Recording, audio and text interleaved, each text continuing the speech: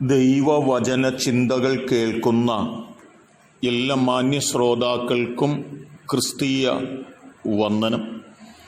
ഇയ്യോബിൻ്റെ പുസ്തകം 15-ാം അധ്യായം 29-ാമത് വാക്യം.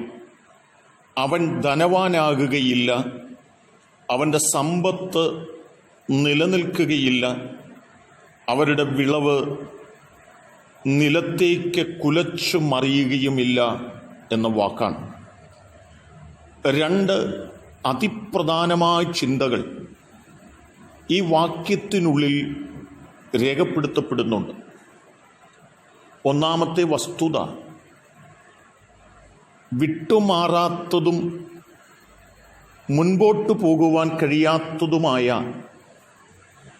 തിന്മകളും കഷ്ടതകളും ജീവിതത്തെ തേടി കടന്നുവരും. തൊടുന്നതൊന്നും നന്മയായി വരികയില്ല, എല്ലാം കഷ്ടമായും നഷ്ടമായും തീരുന്ന ഒരു പശ്ചാത്തലമാണ് അനീതി പ്രവർത്തിക്കുന്നവരുടെ ജീവിതത്തിൽ സംഭവിക്കപ്പെടുന്നത് എന്ന് ഈ വചനത്തിൽ സൂചിപ്പിക്കുന്നുണ്ട്.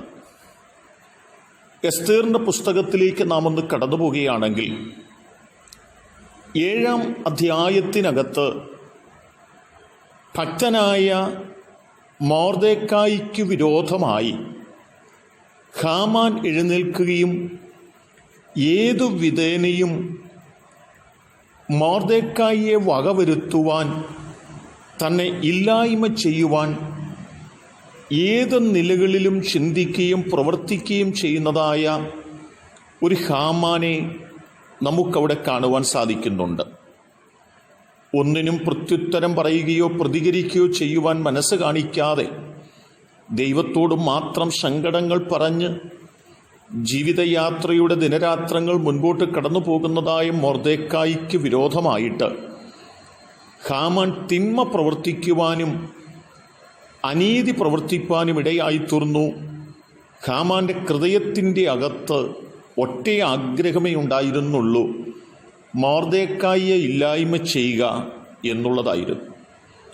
പലപ്പോഴും ഹാമാൻ്റെ ജീവിതത്തിൽ പ്രതികൂലങ്ങൾ കടന്നു വന്നിട്ടുണ്ടെങ്കിലും അവിടെ നിന്നൊക്കെ മുൻപോട്ട് വന്നതായ ഹാമാൻ്റെ ജീവിതത്തിൽ വിട്ടുമാറാത്ത, രക്ഷപ്പെടുവാൻ കഴിയാത്ത ഒരു സാഹചര്യത്തിലേക്ക് താൻ ചെന്നുപെടുന്നതാണ് എസ്തേറിൻ്റെ പുസ്തകം 7-ാം അധ്യായം 9-ാം വാക്യത്തിൽ രേഖപ്പെടുത്തപ്പെട്ടിട്ടുള്ളത്.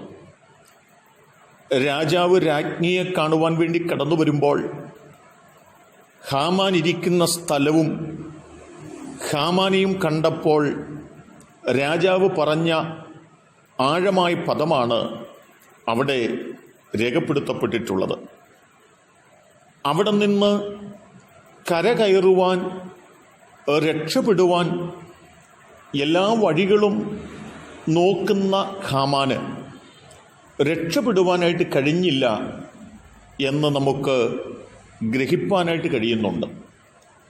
ഒരായുസ് മുഴുവനും തിന്മ പ്രവർത്തിക്കുകയും നീതിയോടെ ജീവിച്ച മൊർദെഖായിയെ വകവരുത്തുവാൻ ആഗ്രഹിക്കുകയും ചെയ്ത ഹാമാൻ്റെ ജീവിതത്തിൽ താൻ കുഴിച്ച കുഴിയിൽ താൻ തന്നെ വീഴുന്നതുപോലെ മൊർദെഖായിക്ക് വേണ്ടി ഉണ്ടാക്കിയ കഴുകുമരത്തിൽ മൊർദെഖായി തൂക്കപ്പെടുന്നതായ ദൃശ്യം ഈ ബൈബിൾ ഓർപ്പിക്കുന്നുണ്ട്. ഈ ദൈവത്തിൻ്റെ വചനം നമ്മെ എന്താണ് ഓർപ്പിക്കുന്നത്? ഒരു കാലം മുഴുവനും തിന്മ പ്രവർത്തിച്ച ഹാമാൻ്റെ ജീവിതം തകർച്ചയിലേക്ക് കടന്നുപോയി എന്നുള്ള ആഴമായ ചിന്തയാണ്. നമ്മുടെ ജീവിതത്തിൽ തിന്മ പ്രവർത്തിച്ച് നാം നാശത്തിലേക്ക് പോകുന്നവരായിട്ടല്ല, നന്മയുടെ പക്ഷത്ത് നിന്ന് അനുഗ്രഹം പ്രാപിക്കുന്നവരായി തീരേണ്ടതിന് നമ്മെ സമർപ്പിക്കാം. അതിന് ദൈവം നമ്മെ സഹായിക്കട്ടെ. കരുണയുള്ള ദൈവമേ, തിന്മ പ്രവർത്തിച്ച ഹാമാൻ്റെ ജീവിതത്തിലെ തകർച്ചകൾ ഞങ്ങൾ കേട്ടത് ആഴമായി ചിന്തിപ്പാനും ആ തലത്തിൽ നീതിമാന് വിരോധമായി സംസാരിക്കുകയും സത്യത്തിന് വിരുദ്ധമായി പ്രവർത്തിക്കുകയും നീതിമാന്റെ രക്തം ചൊരിയുവാൻ ആഗ്രഹിക്കുകയും ചെയ്ത് നാശത്തിലേക്ക് പോകുന്നവരായിട്ടല്ല, നന്മയിൽ നിലനിൽക്കുന്നവരായി തീരുവാൻ ഞങ്ങളെ സഹായിക്കണം. യേശു കർത്താവിൻ നാമത്തിൽ തന്നെ ആമേൻ.